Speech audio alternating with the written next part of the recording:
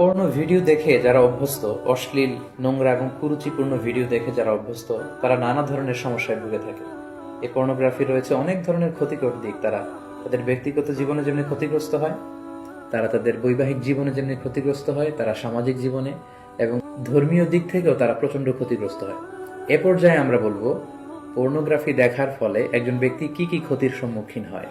সর্বপ্রথম যে ক্ষতিটির সম্মুখীন সে হচ্ছে সেটি হচ্ছে সেই ব্যক্তি তার আত্মাকে কলুষিত করে দিচ্ছে। ফলে কোনো এবাদতে সে মজা পাবে না, সে সালাত আদায় করে মজা পাবে না, সে কোরআন তেলাওয়াত করে মজা পাবে না, সে তাসবিহ করে মজা পাবে না।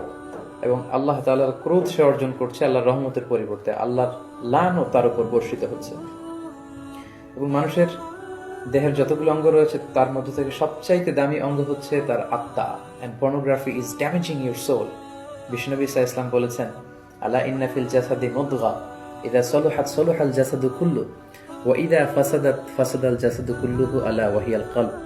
জেনে রাখো, নিশ্চয়ই মানব দেহে একটি গোশতের টুকরো রয়েছে যেটি দেহের সবচেয়ে দামি অঙ্গ। এই অঙ্গটি যদি পরিচ্ছন্ন হয় পুরো দেহটি পরিচ্ছন্ন থাকে, এই অঙ্গটি যদি নষ্ট হয়ে যায় পুরো দেহটি নষ্ট হয়ে যায়, আর সেটি হচ্ছে তোমাদের আত্মা। In the day of judgement আমরা যখন আল্লাহ তাআলার কাছে হাজির হয়ে যাব, আমাদের ক্ষমতা, আমাদের সন্তান, আমাদের সম্পদ কোনো কিছুই আমাদের মুক্তিকে নিশ্চিত করতে পারবে না। কেবলমাত্র যারা প্রশান্ত এবং পরিচ্ছন্ন আত্মা নিয়ে মহান আল্লাহর দরবারে হাজির হবে, তার জন্যই আল্লাহ তাআলা ক্ষমার ঘোষণা করবেন। তো পর্নোগ্রাফি ওয়াচাররা সর্বপ্রথম যে ক্ষতিটির সম্মুখীন হচ্ছে সেটি হচ্ছে তারা তাদের আত্মাকে নষ্ট করে দিচ্ছে, যেটা মানব দেহের সবচেয়ে দামি অঙ্গ। পাশাপাশি তারা তাদের চরিত্রকে শেষ করে দিচ্ছে, যেটা মানব জীবনের সবচেয়ে দামি একটি বিষয়।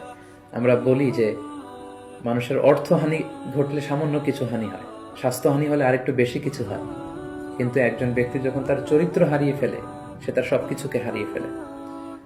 পাশাপাশি যারা পর্নোগ্রাফি দেখে অভ্যস্ত তাদের স্বাস্থ্যের মারাত্মক হানি ঘটে, যেহেতু পর্নোগ্রাফি ওয়াচাররা রাতের সময়টুকুকে বেছে নেয় গোপনে পর্নোগ্রাফি দেখার জন্য। ফলে রাতের ঘুম তাদের আর হয় না, তারা ইনসমনিয়াতে ভোগে এবং একটা বিকৃত রুচি তারা ডেভেলপ করে ফেলছে মনের অজান্তেই। মহান আল্লাহ তাআলা বিবাহের মাধ্যমে, পবিত্র বন্ধনের মাধ্যমে একজন প্রাপ্তবয়স্ক নারী এবং পুরুষ তারা তাদের জৈবিক চাহিদা মেটাবে, এটাকে আল্লাহ বৈধ করেছেন। কিন্তু বিয়ের অনেক আগেই যখন তারা এই যুগল দৃশ্যগুলো ভিডিওতে দেখে, বলে আয়াতু বিল্লাহ, নাউযু বিল্লাহ, তখন মনের অজান্তে একটা বিকৃত রুচি তারা ডেভেলপ করে। তারা তখন আর স্বাভাবিক মানুষ থাকে না, অস্বাভাবিক মানুষে পরিণত হয়।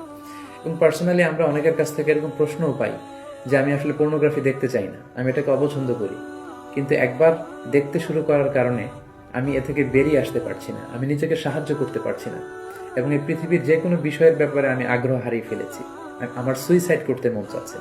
এরকম মেন্টাল ডিপ্রেশনেও কিন্তু তারা ভুগে থাকে। পর্নোগ্রাফির আরেকটি গুরুত্বপূর্ণ ক্ষতিকর দিক হচ্ছে এই পর্নোগ্রাফির ফলে সেক্সুয়াল ক্রাইম সমাজে বেড়ে যাচ্ছে। In every sexual crime there is a pornography behind it. কারণ মানুষ যখন পর্নোগ্রাফি দেখে এবং সেটা থেকে যখন সে স্বাদ নেয়, মজা নেয়, তখন সে তার ব্যক্তিগত লাইফে সেটাকে প্র্যাকটিস করতে চায়, যার ফলে ধর্ষণের মতো এত জঘন্য কাজকে সে বেছে নেয়, চাইল্ড অ্যাবিউজের মতো, উইমেন অ্যাবিউজের মতো জঘন্য কাজগুলোকে সে বেছে নেয়। এজন্য সমাজে যত ধরনের সেক্সুয়াল ক্রাইম দেখা যাবে, গবেষণা করলে দেখা যাবে তার পেছনে রয়েছে পর্নোগ্রাফি।